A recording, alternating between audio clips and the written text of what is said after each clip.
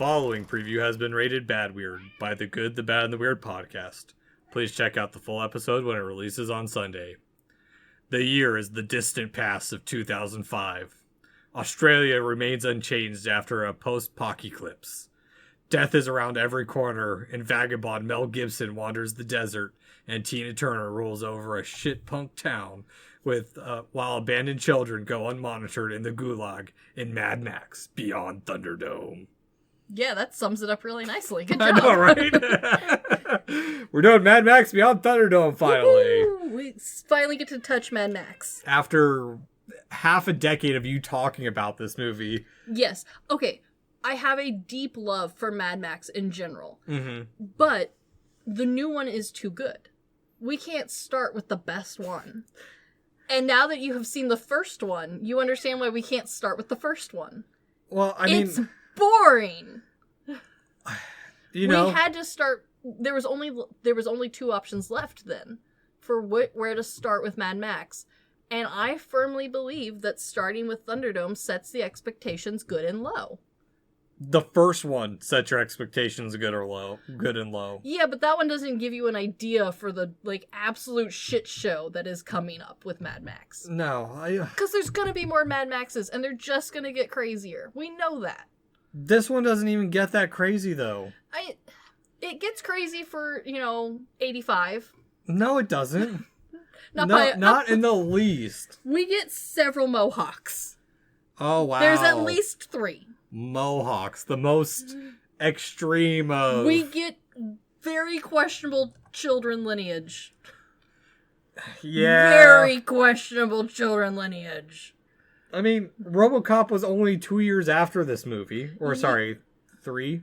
3 years. 3. But there is a very different style between the future is being taken over by robots and the future has been taken over by feral people.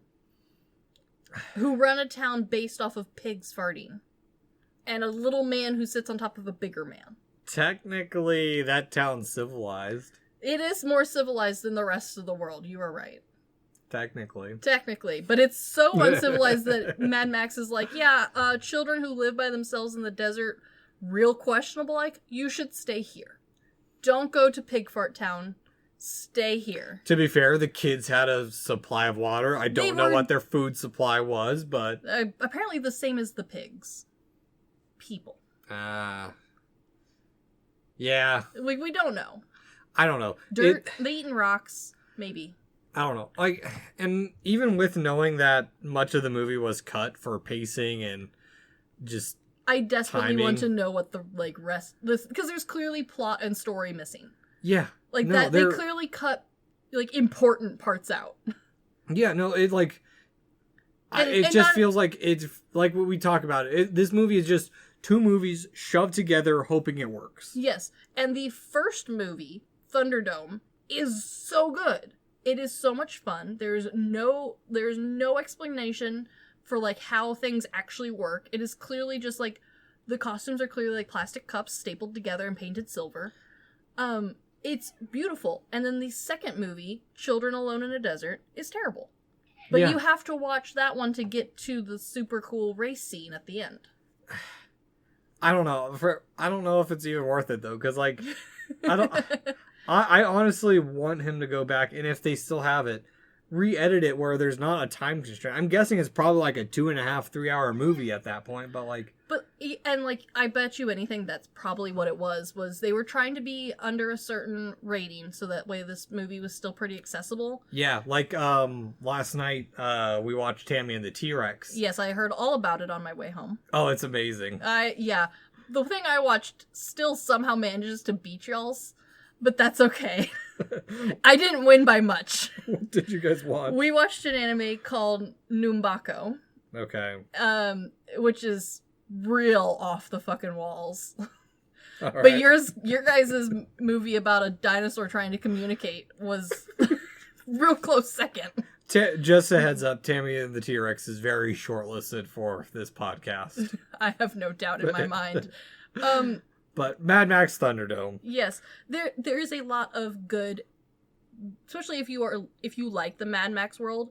part of the reason why I do recommend it, even though there is a lot wrong with this movie, and there's a lot pacing-wise wrong with this movie, there's a lot of bone structure to this that, like, you can see where development from the first two happened to help create, like, some of the costume choices, some of the world-building choices, some of the apocalyptic depiction choices, and you can also see where ideas for the fourth one, which is an amazing movie that everyone really should watch, but you can see where the start to those concepts were, and I think that's fun. I think that started in Road Warrior. Well, they kind of started in the first one, but they made more sense from Road Warrior. They definitely made more sense from Road Warrior, but there was still, like, a slight evolution, much like we just talked about with Digimon.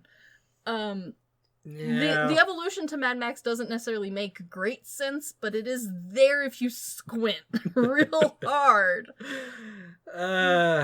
I guess. There's also a level of fun to this one that I really enjoy. Mel Gibson at this point this is his third time being Max, and he clearly enjoyed the role a lot, which helped a lot. I don't think he's my favorite Max, but this is probably my favorite version of his Max. Mm-hmm. It's definitely more devil may care sort of Max, which helps a lot. Not even. He's just... It's not as bad as the newest Max, but the first Max, he cares too much. The second Max, he's still clearly a good person and given no choices. This one, at least, like, there's some questioning his morality. I don't know. It's the most I get out of the man, okay? Okay. I'll let you have that. He is normally such a, like, noble character. No. I don't know. I can't get behind this movie still. I understand, but I love it dearly. It's just not on the same, like, level of, like, four-titted barbarian warrior. It is definitely not. Like, there is a lot reined in to make this movie accessible to the masses, which is why I would love to see a redo of this where the parts that were cut out are back in. I have a very strong feeling that a lot of the real crazy stuff was cut. A lot of the stuff that would have made this a mature or R rating was cut, and I bet you a lot of it was for timing, which in mid-80s, you know, we weren't watching 3-hour-long movies back then. Yeah. I can sit through a 3-hour-long movie now. I don't like it, but I can do it, especially if it ties these two things together, because there's a lot of good concepts, they just don't work together. Yeah, no, I agree. There is some moments I do like of the movie. I like the first half, but I don't think it dives far enough into any subject or any part of it to really make it worth a watch, in my opinion, for the most part. I can understand that. I'm still gonna make everyone I know watch it, though. Yeah, I mean, you got me to watch it, so. I did, and then you watched all the other Mad Maxes, so... Well, I mean, I'd seen the first one and the fourth one, but I hadn't seen this one or Road Warrior, so... Yeah, and while there is not a dire need for people to watch every single Mad Max, I think it is a fun, like, group of movies to, like, trail down. This is definitely... I know you don't like the first one because it's boring, and I fully the first one. I fully agree with you. The first one's boring, but with my whole chest, while I will fully recommend this movie and make people watch it, this to me is the worst one out of all of them. Yeah, I will still make people watch it just because, like, I love the Mad Max franchise.